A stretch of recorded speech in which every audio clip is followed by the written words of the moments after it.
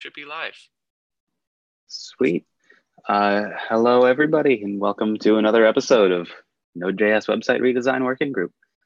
Let's do quick introductions of the people called in here for anybody who's streaming or watching this at a future date. I'm Adam, co-leader of the working group with Manil, who unfortunately can't make it to this meeting, had a conflict, web developer over at LinkedIn. Tierney? Awesome. Hi, I'm Tierney Sarin. I'm chair of the community committee, and I help out with various initiatives across the Node.js org, and I'm a developer advocate at NodeSource. Awesome. Dhruv? Hi, everyone. I'm Dhruv. I am a team member of the website redesign team and also help with the internationalization for Node.js. I'm a student from India. That's it. Great. Yeah, so I kind of envision this meeting as more of a recap meeting of what's been discussed over the past couple of weeks, especially post Collab Summit. Since we haven't had a proper streaming meeting since then. But there are 3 things on the agenda for today. We'll just go down the list and see where the conversation takes us. The first thing on the list is, again, that same old extended color palette ticket, which is popping up in every meeting because I'm going to use this to remove the CC agenda label. That's what I'm going to do right now. There we go. But I did actually intentionally leave this on to the redesign work agenda because I just want to use it as kind of a jumping off point. We don't have a dedicated ticket for it, just to talk about the state of the design volunteer that we're getting from, or I guess time donation that we're getting from Stripe. We have been chatting over email about when they get this started, and it looks like they're finalizing a couple things on their end, and then sometime hopefully by end of this week, if not early next week, we're going to be getting like a first sit down chat and say hey to the designer and meet who they are, just over Skype. And so over the next few months, we'll actually have a dedicated design resource to help us get our wireframes to a higher fidelity place and flesh out this design system more. So that's in the works. They'll start coming to these meetings regularly once it actually gets kicked off. So awesome. Yeah. That's so I have a general question on that. Once we do have the dedicated design resource, what will other kind of what's your kind of thoughts around what other contributors will be able to do in the initiative? And I don't have an expectation around that. I'm just curious what if anything other people can do. Like designing by committee doesn't usually end up working very well. No, it doesn't. Yeah. So yeah, I'm just curious on your thoughts on that. Yeah, so what I'm kind of envisioning is, because design by committee doesn't work well, we're going to go let the designer do what designers do best, which is push pixels around and make this thing look gorgeous and get a couple proposals together. And we'll have the discussions on GitHub for once there are high fidelity mock proposals out there. In the meantime, it's actually a great segue, thank you, Tierney, to the ticket that Manil actually just posted 8 hours ago. Finally got the information from our collab session, in-person collaboration session, synthesized and up in a GitHub issue. It's issue number 60 in the website redesign org.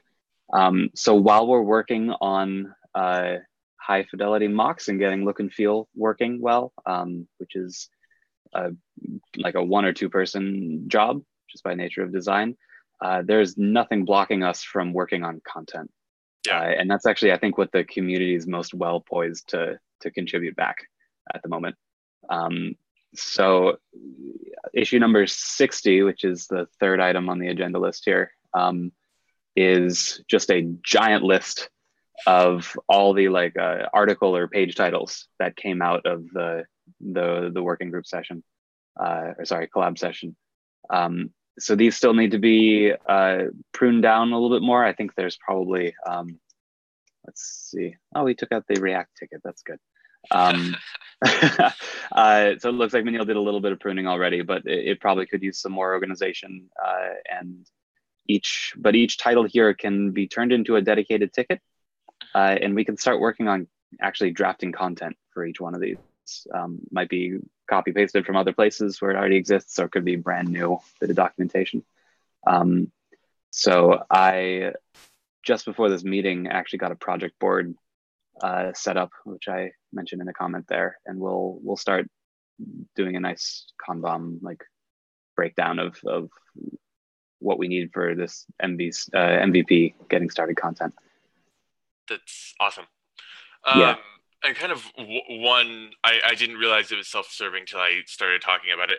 One self-serving kind of thing out of that, the question I had is, and very much to this, while I was in Germany, I had the opportunity to go spend some time with some of the Contentful people, their DevRel team, and I had talked to them like, hey, we're interested in possibly using Contentful, because I know Miles had mentioned it, and at NodeSource we already use it for the Node.js website, and they're powered by Node.js, and they were very excited for that opportunity. So I'm not committing them, but they said it was a high. They were beginning to do the work to get us the free tier of, or not the free tier, the paid tier for free. That is beautiful. As long as we credit them with it, which that Perfect. I don't think we have an issue doing that. Tierney, you're on a roll with the segues here. Number 59 on our agenda is an appreciation and thank you page. Perfect. Yeah. So. Yeah. And that's perfect. And also, there's so much we need to include in that appreciation and thank you page. Yeah. So much that goes into this. Yeah. Yeah. If you want to loop me into any conversations or get that kicked off an email or something. I'll kick that off, because I don't think I've had a discussion with them since the in-person stuff, but I will definitely try to loop that together or connect the dots there. Let's do that. Yeah. And feel free to let me and Manil take point on getting that across the finish line. Yeah. Awesome. You just want to make the connection. Yeah. Sounds good. So, and with that, just in my personal experience with Contentful or a headless CMS in general, they're not simple to get used to. They're a very different concept than a normal CMS, because you have to build all your content models yourself. I've been doing that, building content models, for 2 years now, or a year and a half. So I'm happy to come in and help actually build out the content models and do some of that work, because it's not easy for people who aren't familiar. So yeah, that would be great. We should also probably have a larger conversation with Foundation folks, or do a at least an audit of the Foundation site and see if and how we can loop that in, because there was a lot of interest in consolidating the two. Yes, especially if we use a CMS. So yeah, I definitely am very interested in that personally. So yeah. Hey Gary. Hey everybody. Good afternoon. Can you hear me? Yep, we can hear you. Yeah, so we should follow up on that. In fact, I'm going to make I believe we don't have a dedicated issue for a Foundation site audit. So before even going into that Foundation site audit, I go down the path of having either having it be part of the discussion in one of these meetings, or having a separate meeting with the Foundation team, because even auditing it, there's a lot to audit, and so I just want to make sure that before we even go and put in work to doing that stuff, that we can talk to them, see if they're interested, and then also see begin to collect what they need in a website, and what tooling they want. Okay, I will put that on my personal to-do list. Foundation folks about site. Cool. Sweet. That sounds good. So Gary, we're just doing a quick recap. This will probably be a pretty quick meeting. We said at the beginning, because we're just kind of recapping work that's been done over the past 2 weeks since Collab Summit, and then just keeping on with the work that needs to get done. So we talked about the designer coming on board from Stripe fairly soon. We're closing the loop on that with RunKit folks, and they'll start joining this meeting probably early July once they actually get onboarded and we get that started. And then while design work is happening, the rest of the community can keep contributing back by drafting content. We have issue number 60, I believe it was, that Manil just posted, which is all the digitized version of our exercise from the Collab Summit. And so every list item here is going to probably need a fully fleshed out documentation page for how it all works for the new getting started content we're drafting. Like something similar to the existing one. Similar to what? I'm sorry, you're a little soft. Like something similar to the existing documentation on the Node.js website, or are we going to like make things a little bit more fancy or just straightforward documentation? Yeah, so this would be like a proper getting started flow for understanding core concepts and how do you start writing a Node application? How do I make a simple server? What are modules? So it's a higher level, more user-friendly approach to getting onboarded and getting people started up with Node. Yeah, and then maybe moving on to more advanced topics like some security concerns or multi-threaded concerns, or so higher level than the raw API documentation. And in fact, we're actually chatting with the streams folks who are very interested in this because they have a lot of getting started examples for streams that they need to put somewhere that doesn't belong in API docs. So this is perfect for them too. Okay. Oh, that's really awesome. It's so sad I actually missed the Collab Summit and every other meeting. Lately I've been off and on. Mm-hmm. But I'm actually looking forward to contributing to this. There's also an issue I had in mind for Node.js content creators, for us to be able to create actual content that relates wildly to the project, not just for APIs, because most of the content we have on YouTube are strictly on writing Node.js APIs and not much content on actual stuff that Node.js actually used for. So I don't know if having like a content creator, not like a working group, but a team that will be responsible for creating multiple contents for different use cases that is associated with Node.js. So I think that's a good idea. That said, one of the things that I've learned over working with Node.js and IO.js over the past 3 years is creating too much structure early on prevents natural structure from growing. And so what I would suggest is having that work done. And this is funny because this is very much mirroring how I originally joined IO.js. Having that work done in the scope that it's currently being proposed. So that's the website redesign. And then that can theoretically, if the need is there, be split out into a different initiative if enough work is done. But you do creating too much structure around something that already has structure. It creates a lot of churn and actually decreases contributions rather than increasing contributions. Not necessarily through the website initiative. I think it's going to be something different. I'm going to open an issue on that on the Concom node.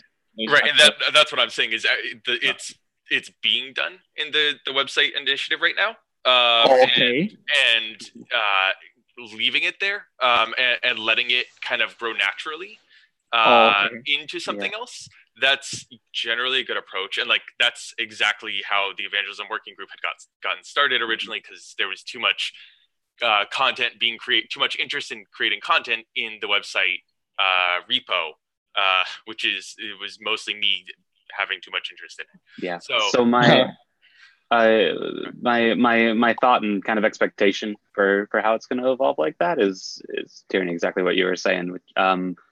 Will the website redesign initiative is an initiative? It's a temporary thing. Like once the redesign is over, it'll go into maintenance mode and probably go back to the main Node.js website repo, most likely. Like that will just become the new website, and maintenance will get kicked back over there. And I expect documentation and content creation to kind of evolve into its own group. But I think right now the redesign and the content creation are so intertwined that it would be hard to separate it into its own standalone group right now. So waiting for that good point to spin it off into its own group after it's been, it's kind of found itself as part of this organization would make it more stable in the long run. Very true on that.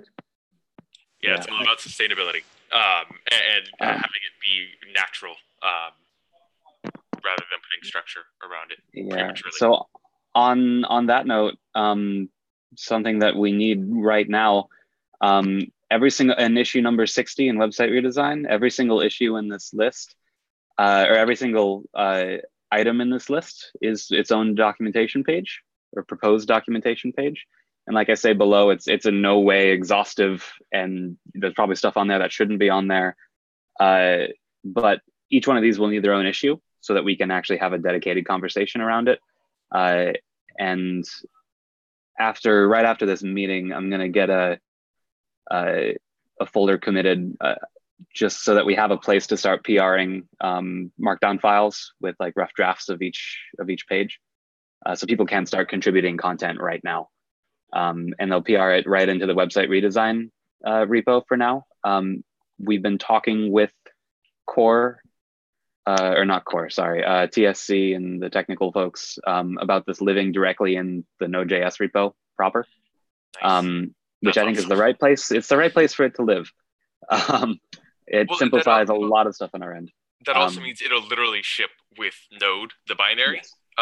So people can access it from wherever. That is a tremendous step toward accessibility. Yeah. It means we also don't get weird versioning issues between versions of getting started, versions of Node.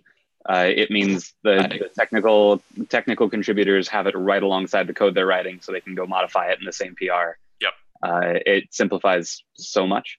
But for now, when we're iterating really quickly, so we don't absolutely flood the main repo with PRs for non-code content, I'd love us to iterate in the website redesign repo, and then do a big old dump once we feel like it's ready into the main repo. And again, only after we have ingestion figured out too, which is which will be a little while from now. Yeah, so we'll get that little bit of structure set up so we have a funnel to start getting contributions here.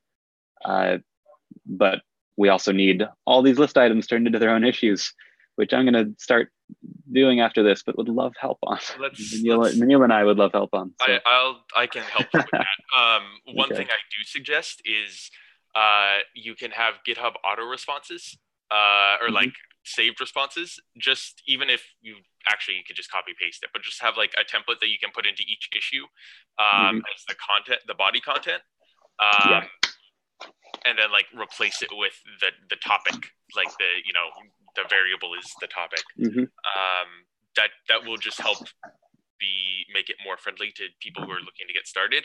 I also suggest having some kind of label for people to jump into this if they want to. Like we can socially share that pretty easily and get people involved and point to it. So that's probably another thing that could be helpful.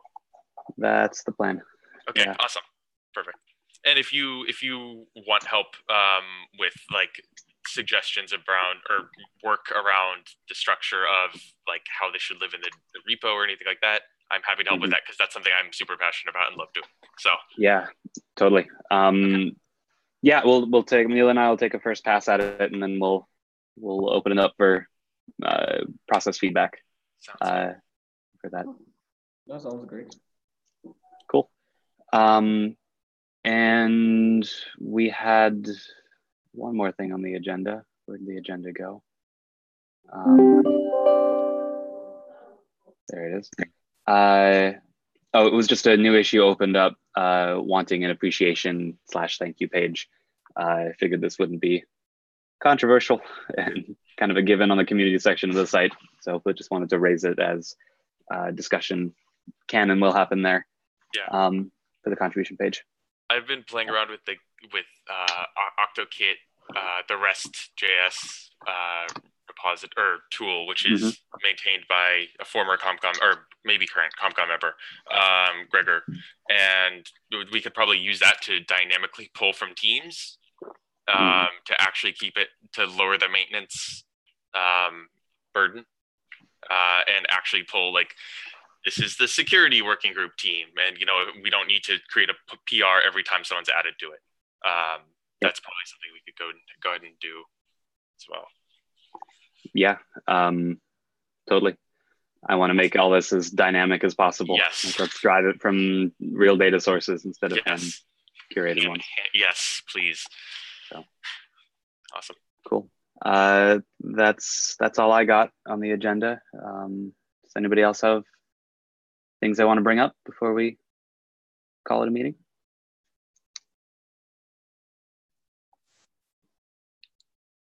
No. Great. Well, thank you all so much. You all get a half hour back, and we'll see you in 2 weeks and on GitHub. Thanks, Adam. Thanks, everyone. Thanks everyone for joining. Okay. Bye.